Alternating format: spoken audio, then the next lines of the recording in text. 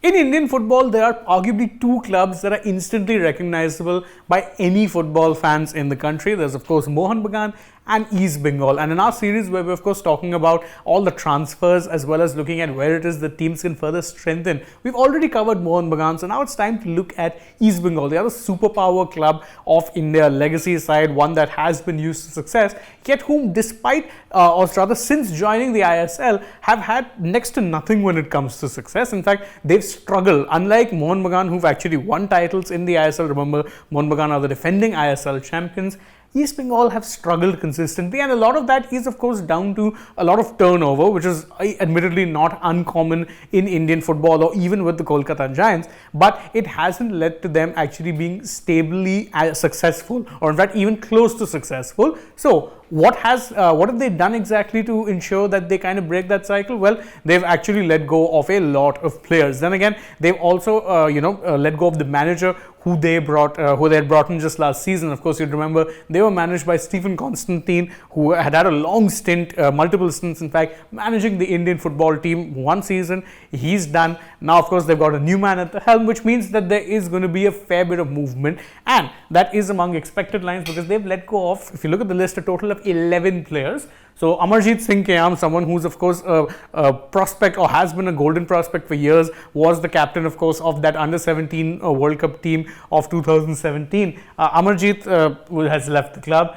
Himanshu Jangra has left the club. Naveen Kumar, Shubham Sen, Sumit Pasi is another one who rather surprisingly has left the club. Then Jerry Lalrinzuala, another player who has been a pretty well-known name in the Indian football circuit for a while, has gone. Sembai Haukip has left. Sharalambos Kiriakou has left, as has Jake Jervis, Alex Lima and Jordan O'Doherty. So that is, in essence, as I said, 11 players. That's enough to basically form one playing 11, and those many players have left the club. Now again, if you're familiar with how it is that the Indian football system works when it comes to let's say player negotiations, a lot of them end up signing one-year deals. So more often than not, a lot of these guys have just left on a free transfer, and if this seems weird to you as someone who's followed European football, trust me when I say it's the norm when it comes to Indian football. A lot of these guys will sign one-year contracts and then maybe move clubs every 2 years more often than not. That being said, though, East Bengal have made some very, very good signings to replace these players, and not just replace these players, they brought in a very strong Indian core, but gotten a few well-known proven foreigners, players who've done well in the Indian Super League, to replace these players as well. Let's just take a quick look at the players who've joined. Of course, they have Gursimrat Singh Gill, Prabsukhan Gill, probably the biggest name to have joined them really, and someone who has impressed a lot between the sticks for India, and was also, of course, part of that under-17 side of 2017, has done really well in recent times. They got him from Kerala Blasters. Mandar Rao Desai, another well-known name, another someone who's seen as one of those promising young talents, signed from Mumbai City FC. Harmanjot Khabra, again, another player who's been in the system for a long time. He's got signed from Kerala Blasters. Edwin Vanspal, another good signing from Chennai FC. The one I'm really excited about is Saul Crespo from Odisha FC. He had done really well for the Odisha side. I'm very surprised that they chose to let him go. But again,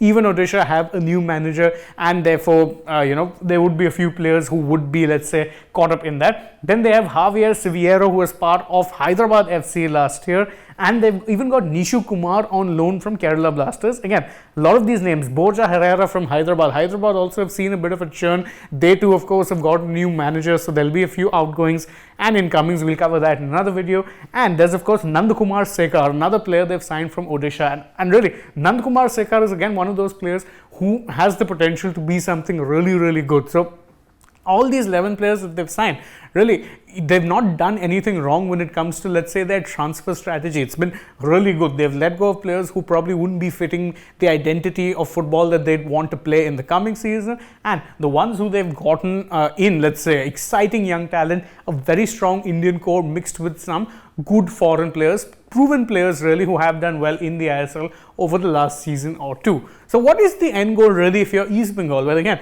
as I said, East Bengal, like Mohun Bagan, are one of those sides that are used to success. So in truth, nothing less than them potentially winning the ISL, or at the very least getting the league winner's shield, would be considered enough if you're an East Bengal fan. But again, they'll have to overcome 3 seasons of, let's say, underachievement which they've had in the ISL. In their first ISL season, they finished 9th.